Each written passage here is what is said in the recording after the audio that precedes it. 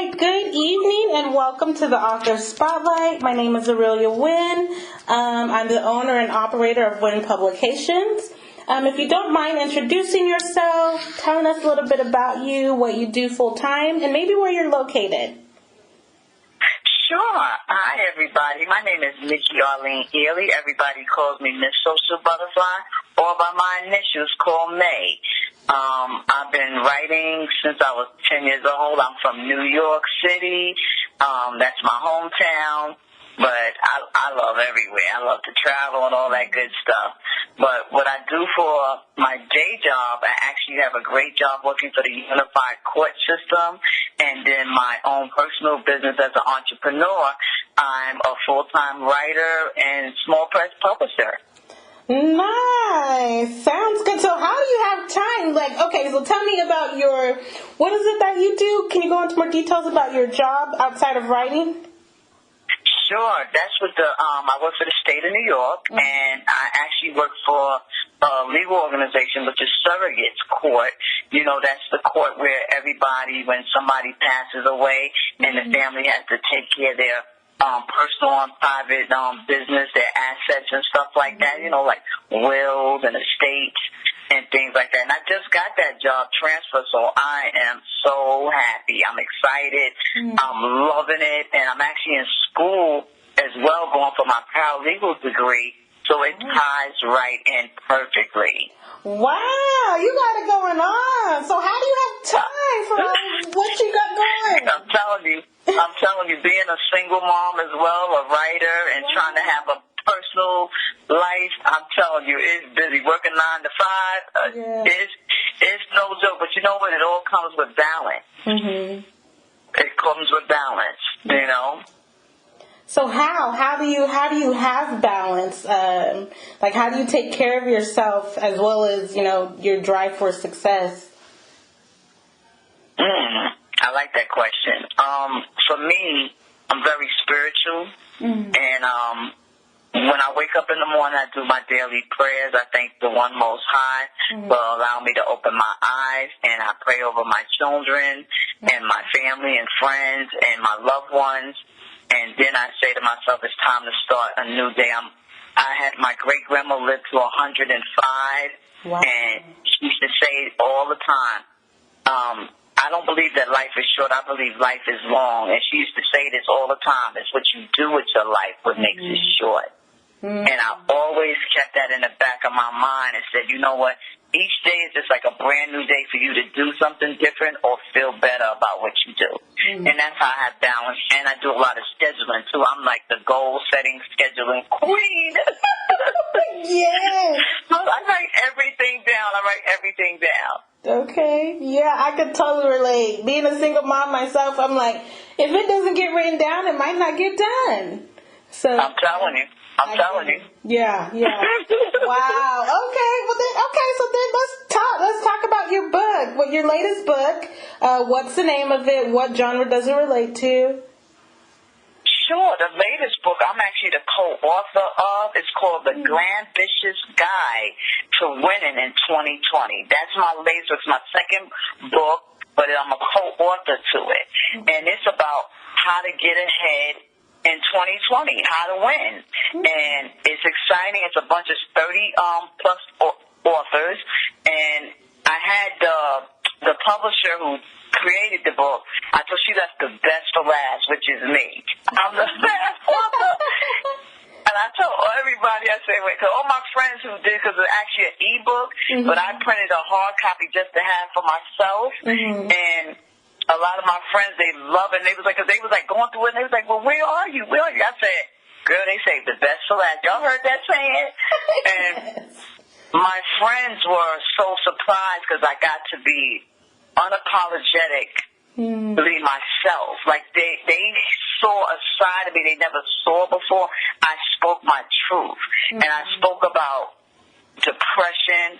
I talked about losing faith and how I gained it back by having another beautiful baby at a late age, and how to win.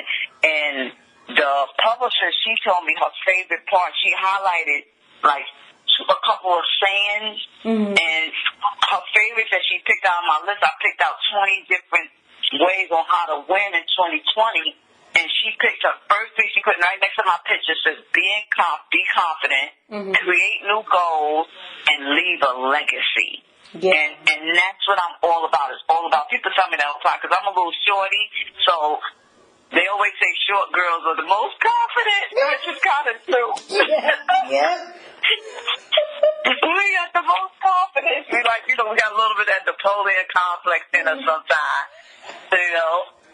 But I love the different stories how women get to express themselves, and it's all about teaching us how to get ahead in life. Not just standing still, but how to get ahead, and how to win in 2020. Not just for me, it's not just doesn't start with 2020. I think it goes beyond. So what you do now is going to be the blueprint of where you're going forward in the next years to come. I like that. I'm going to have to pick that up. That's right in the line with what I believe. Winning, obviously. You know what I'm saying? I like it. Okay. And then what about your other book? You said you wrote two? Yeah, this is that was my second book that I'm a co-author, but my first book that I wrote myself, it's called Ready, Set, Go, 30 Days of Motivation to Get You to the Next Level. And this is my first book. My little girl inspired me because I had another baby at the age of 45, and she inspired me. And I'm going to read a little bit to you because it's a motivational journal where you get to write your goals, your dreams, your aspirations, your thoughts, your feelings. And today's word of the day is called gratitude. So, if you don't mind, I'm going to read a little excerpt from it. It says, take your time and show gratitude in everything you do. Appreciate life's greatest and little pleasures. Word of the day is gratitude. It says you must have gratitude for the simple things in life.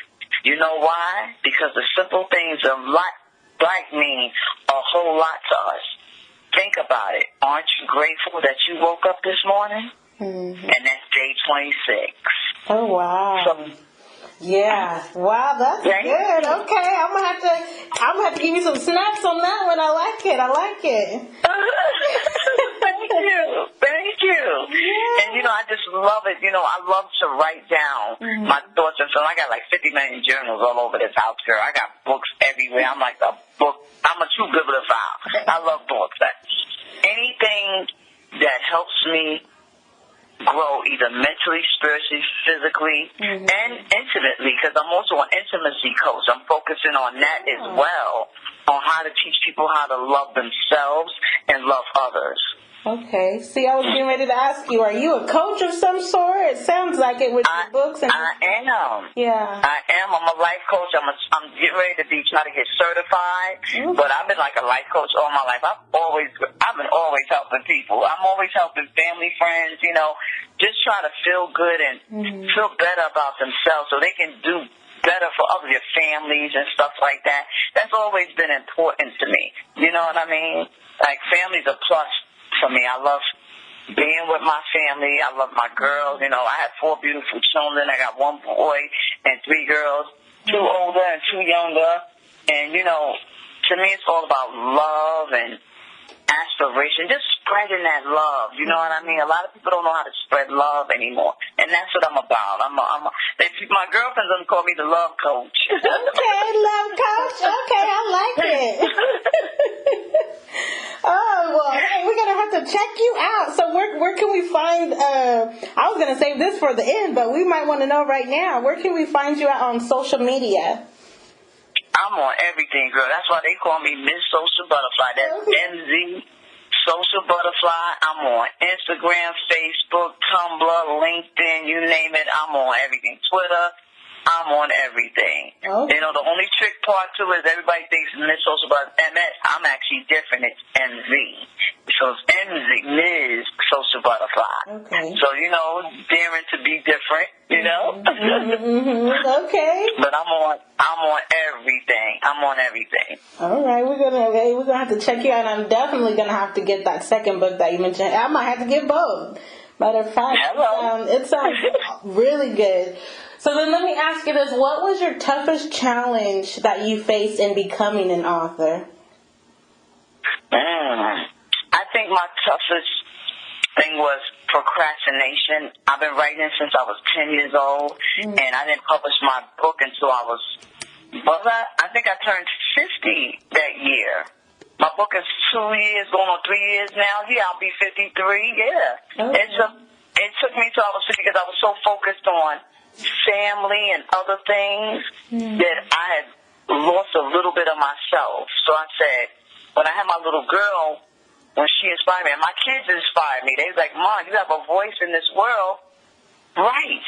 Do what you love. Do what you love. My oldest children, they kept saying it to me. Mom, you can do it. And I started my own company, and I published my first book. Yeah. Wow, that's amazing. So then has there ever been any moments where you felt like quitting? And then if so, how'd you get over that? Honestly, since I published the first book, no. I had quit so much for the past 10, 20 years. I wasn't focused. And now I'm like on the go because I already got my third book, which is actually my real second own book. But it's my third book will be coming out called Unlock the Power in You. And that's more of a spiritual guide. Okay. So the book cover is done. The book is almost finished. And I'm taking on new clients. I'm actually getting ready to publish 2 other writers' books. Wow. So I've been pretty busy this year, and I'm working on a children's book series for my girls. Oh wow! Okay. See, you know what? I've been thinking about doing a season 3 and of the Author Spotlight, and I might just have to, so we can get you to come back on and tell us about how things are going. Since now till then. So I would love to. I would love to. Keep in touch because live stream it. Huh? I said we should live stream it. Oh, okay. I'm gonna make a note of that. Okay. But yeah, I would be honored. I would be honored, my sister. I'll be honored. Thank you. So then, my next question is, what are your? I think I heard a couple, but just to be clear, what are your top 3 things that keep you going? My top 3 things that keep me going in the writing business? In writing, in life? Well, top 3 things. 1, waking up, feeling blessed. 2, my children. And 3, I think, is love. Yeah. That keeps me going. It keeps me going. My grandmother just passed. She was 96. Her mother was 105. So they were some of the most important women in my life, and they were loving, they were caring, open, honest, so they always kept me going. So a lot of people in my family and friends tell me I have their spirit, so I'm trying to instill the same family values into others and my own children as well, friends and associates, just spreading that love. Like, love is like a big thing for me, feeling love, whether it's family, friends, or loved one, a mate. It just feels good to feel love. You know what I mean? It feels good. So those are some of the things that just keep me going. It keeps me going. Nice. Okay. So can you offer any advice or lessons to other writers who are listening? Sure, definitely. I think the number one thing to me for writers is to be open to honest, constructive criticism. That's number 1.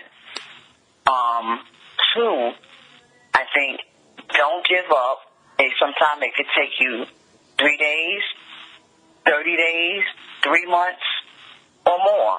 But be patient with the process. That's number 2. And number 3, when you do it, help others. What do you mean? What do you mean by that one? Like passing on the knowledge, like passing it on. Either through your family, your friends, or other writers, Keep the generation of legacy going. Yeah. Nice. I like it.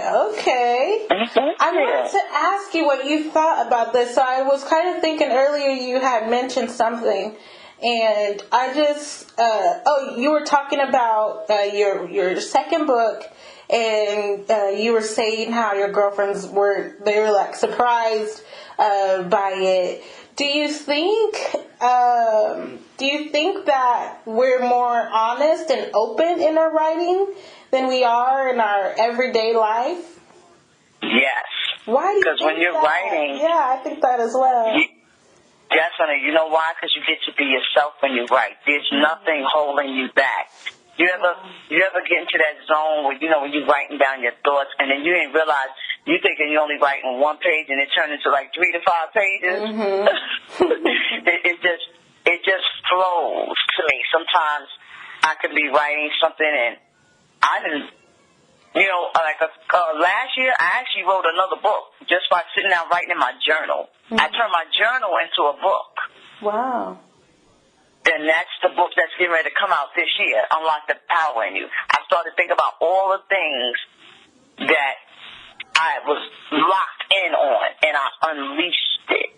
And I said, you know what, girl, this is a book. And my mentor kept saying the same thing. He was like, girl, turn that into a book. And sure enough, I didn't realize this because it's called Unlock the Power in You, 14 Keys to Helping You Connect Within. So it's like I was unleashing stuff that I didn't even know was in me. Holding on to the past. When you write, it just frees. You start thinking about things. You're like, dang. The next thing you know, you're like, wow. I'm like, oh my goodness. And I actually turned one of my journals into a book. Yeah. So I can't wait. I'm so excited. Like, to me, that's going to be my bestseller. Like, I'm sending that book to Oprah and Gail. Yeah, do it. Let me know. I can't wait. Me too. Oh my gosh. Hey, it has been such a pleasure talking to you. Is there anything else is there anything else that you would like to share or offer to the community before we go? Sure. Let me see. I was something. I had a quote. I forgot. I think I left it on my desk at work. But for me, what I love to tell other writers is you have to be patient. If you're working with a publisher, don't harass them. Don't tell them. Be very patient. Or praying house. I have my own small press praying company, so I'm dealing with one client that be a little pushy. And I always told him, sometimes certain things take time, and then I had some little things happen, but take time, because to me, I believe in good things come to those who wait. Yeah. You know what I mean? Good things come to those who wait. So be patient with the process. Yeah. And that's like a big thing for me for a writer, because some writers are very impatient. They want what they want when they want it. It can't be like that. You're not going to get good products like that. You know what I mean? Take your time, Yeah.